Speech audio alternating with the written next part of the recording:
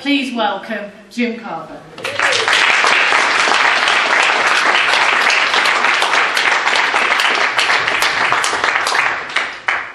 Well, good evening everyone. Thank you very much for coming on this evening. And we are at a fateful crossroads in our history, because within the next couple of years, the British people will be given an opportunity to speak on an issue that we haven't had a chance to vote on directly since 1975. And that is whether Britain should remain a member of the European Union or leave. And it's something that I'm very, very committed and very proud at the effort that has been put in, certainly from the EFDD group and from UKIP within that group, into how, as we saw in the video earlier, how we've really pushed the politicians into a situation, quite frankly, as we could see by the Prime Minister's comments, that he didn't really want to be in. And it very is a clear-cut position we have to decide now. It's do we actually remain as a status quo with the European Union, knowing full well that we, quite frankly, can't reform it. And if we listen, and I'm sure Jill will back me up on this, as a member of the European Parliament, we often hear, we attend the plenary sessions in Strasbourg and Brussels, and we hear what's being said, not just by the MEPs from the other parties and other countries within the 28 member states of the European Union, but more importantly by the commissioners, the all-binding law-giving, if you like, body of the European Union. Because, believe it or not, as members of the European Parliament, Jill and I don't even have the ability to initiate legislation. And that, to me, is a ridiculous situation. So we've been elected in the last major European elections to a so-called parliament. And even as parliamentarians, we don't have the ability to actually decide on putting legislation forward, unlike, of course, in the House of Commons. So that really just sums up one area of, I would say, many areas of how the European Union fails. And this isn't just a perspective from the United Kingdom, because what we're seeing across the 28 member states of the European Union are increasing questions about the direction that the European project is taking. And we only need to look at the current migration crisis and the words of Robert Fico, the Slovakian Prime Minister, who spoke out, and indeed the Hungarian Prime Minister, who has spoken out so strongly against the free movement within the Schengen area, within the part of the European Union where, in effect, it is borderless. Thankfully, Britain remains outside the Schengen area, but of course we are bound by the free movement of 500 million people. So it is very difficult, actually, for any government, irrespective of their political colour, whether they be Labour, Conservative, Liberal Democrat, UKIP or Uncle Tom Cobley and all. It's very difficult of any political party to budget for what may be around the corner. And I think the events in the Mediterranean coming from North Africa over the past few months have really focused people's minds. And it's quite clear that this humanitarian crisis really underlines all that the European Union really wants, certainly the political class within the European Union, all they really want to achieve, and how actually difficult it is to put that into practice. And this whole issue of migration, I find, and I speak as a grandson of a Polish Jewish refugee who settled in this country before the First World War, I find what I find most upsetting about this whole migration crisis at the moment is how asylum and migration have been deliberately muddled up. And they are in fact two completely different areas.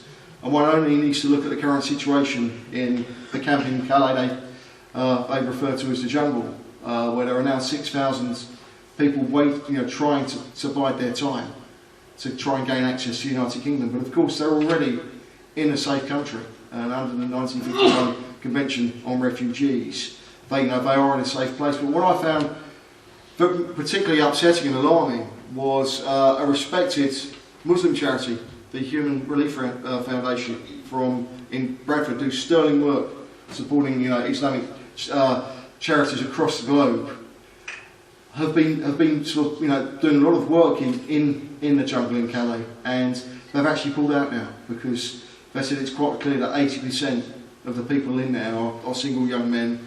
They're not refugees per se.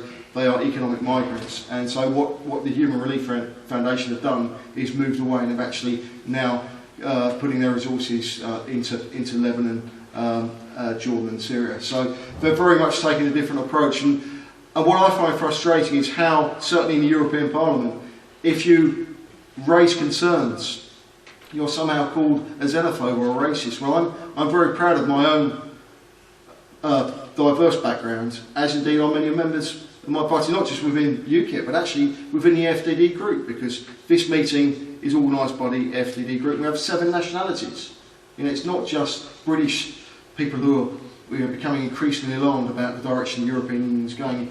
In the FDD group, we have Czech, Poles, French, Lithuanians, Italians, British, and who's the other one? I always get to see. And I always get to see. But there's 7 nationalities in the group, and we all work very harmoniously on the concept that we believe the best people to govern our own countries are the people in those countries. And what I find very frustrating with regards to Britain's relationship with the European Union is how our political class isn't actually being honest about the direction that the European Union is going. We hear, only last week we heard President Hollande and Angela Merkel of Germany, the Chancellor of Germany, speaking about the answer to the migration crisis, and indeed the crisis within the European Union and within the Eurozone, is actually even more Europe. And I would actually contend that the reason we have these problems is because the European Union has pushed way beyond the initial estimates and initial ambitions, or so we were told to believe, when we had a referendum last in 1975. And in 1975, my mother would have read this leaflet, and this is the original leaflet from the 75 campaign, and she would have read this leaflet, and she voted in favour of the common market. And I think in 1975, if I'd been old enough to vote, I was only 5 years old, I would have probably voted in favour of the common market, because we were told it was all about free trade. And if you looked at where the United Kingdom was at that time, we were in a very difficult situation, decaying infrastructures, largely bankrupt country. And we looked across the channel and we saw a land of milk and honey. But of course, instead of milk and honey, all we've had is regulation, regulation, and even more regulation. And since those dates, we've had increasing Euro treaty change. You know, we went from the Treaty of Rome, which Mr. Heath signed in 1973, taking us into the common market, as it European Economic Community, as it then was, right the way through various different treaties, Amsterdam Treaty, Nice Treaty, Maastricht Treaty, and of course of late the Lisbon Treaty. And the Lisbon Treaty, if you look at it, is actually, to my mind, the most worrying of all the treaties now, because what our politicians won't tell you is that the Lisbon Treaty is in fact a self-amending treaty. So whatever your opinion on the European Union, if we do, and the Prime Minister, I sincerely believe he won't and he can't because of what we're hearing from the European Parliament, if the Prime Minister does get some begrudging concessions in these much vaunted renegotiations that are currently supposedly taking place, they can be taken back at a later date, as I say, at a stroke of a pen, because Lisbon is a self-amending treaty. And I believe the world is far bigger now for the 28 member states of the European Union. And it's my contention, but it's those on the Leave side of the campaign are indeed the people who are being positive, because we're saying we've been a member of this organisation, a membership whose club rules are forever changing, for 42 years now. And after 42 years, it's quite clear, if you look at British agriculture, if you look at British fishing, if you look at the nuts and bolts regulation that are tying down our ability to actually manufacture and trade on a competitively global scale, I say it hasn't worked for us. So I'm saying that I believe in Britain. I believe Britain has a unique history as a global trading nation. Napoleon himself called us a nation of shopkeepers.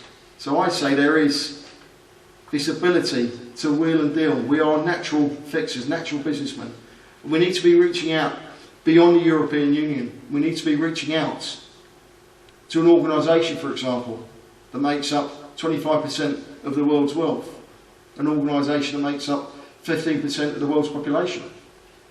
And of course an organisation that we have a mixed and long, proud history with. An organisation that we fought together with in 2 bloody world wars against tyranny.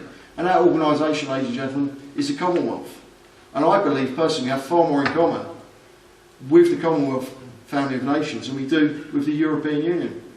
But I also recognise that the Commonwealth is evolving in itself. There are now 2 countries, Rwanda and Mozambique, who weren't part of the old empire, but they've come on board and they've recognised that, you know, this is a dynamic organisation. But we don't just need to stop at the Commonwealth. We need to be moving forward and engaging more with the emerging markets, the Brazils, the Vietnams. These are the places that are really taking off. And if we look at the shrinking GDP across the European Union, it's quite clear that the contributions are going to be going up as more requirement is made by the European Commission to keep their project funding. And we only saw last week an agreement made with Turkey. A carrot was dangled with regards to offering eventual membership of the European Union. And I for one, don't support Turkish membership of the European Union. I think it's a ridiculous situation that a country that has a landmass of just 8% on the European continent, very different mindsets to most European countries, and I will say a country that borders Syria and Iraq and other unstable parts of the globe, I don't feel is suited to joining the European Union. But of course, last week, a golden carrot was dangled under their nose, and £6 billion is now going to be made available, not from the European Commission, not from the Member States' governments, because it's not their money to give. That money, ladies and gentlemen, is your money, it's our money. It comes out of taxpayers' pockets. And it strikes me at a time where we have decaying infrastructures, huge pressures on our health service, on our education system, on our housing. You know, we have over 1 million families on the housing list at the moment. So the answer is not to carry on increasing the population of our country. And if we go on last year's figure, 330,000 people, net migration into the United Kingdom. Well, that, ladies and gentlemen, is a city the size of Coventry, which is one of the largest cities within the West Midlands, where we're speaking today. And it's just madness to suggest that we can carry on growing at this rate. And we say it's about time that we had a sovereign parliament who really had the ability to pass laws which are in the best interests of the British people. Because to my mind, the great strength of British accountability is British democracy is its accountability. It's very simple. If we don't like what our politicians do, we don't vote for them at election time. We recently didn't do that to Mr. Brown in 2010, and of course, before that to Mr. Major in 1997. And what happened then? Different governments were voted in on a fresh mandate. But of course, those mandates are affected by our EU membership, because more often than not, we find ourselves bound to European legislation, European regulations. And that can't be right. That can't be right in a truly democratic country. So even if we take the democratic argument out, there really is a positive future for Britain outside of the European Union. And I've been campaigning on this issue. I got involved with UKIP back in 1996. I had a full head of hair in those days, so it's been a few changes. But what strikes me is how the Leave argument has evolved so much. But the arguments that are coming from the Stay camp are exactly the same as the arguments that were coming back in 1996. And actually going back further. Because if I have a look at this leaflet afterwards, the arguments go, it talks of jobs, it talks about a real straightforward reason for keeping Britain in the community is faster industrial growth, which is essential for full employment. Well, of course, we live in an increasingly globalised world now. There is no way that we can compete industrially because of the regulations. That doesn't just face our country, it faces all 28 member states of the European Union, that we can with the developing markets. That just does not make sense. You know, China, Vietnam, Brazil are in a far better position to be able to adjust and move and change rules with the ability to actually increase our own industrial output and our own economic development. And of course it doesn't even stop at that, because some of you may not be aware that when Britain joined the European community, we gave up our seats on the World Trade Organisation. Some of you won't be aware of that. And so now when the World Trade Organisation meets and a new round of treaties are formed on trade, it's not the British Trade Minister who negotiates the element for our country. It comes from the European Commissioner for Trade, a lady called Cecilia Malmström, Swedish politician, who speaks not just on behalf of the European Union, but on behalf of all 28 member states. So if we want to go and sign a trade agreement with Botswana to export beef to them, we have to get grudging assent from Brussels first. So how can it be the case that we'll have greater influence inside of the European Union? You know, a sign of our role as head of the Commonwealth, we've got a seat on the Security Council at the United Nations. We've got, you know, seats on the G8. We have far more influence than many of the other member states within the European Union. And I think it puts us in a very special place. And I really think the world is our oyster, ladies and gentlemen. But I think if we stay inside the European Union, our future is as a clown. Thank you.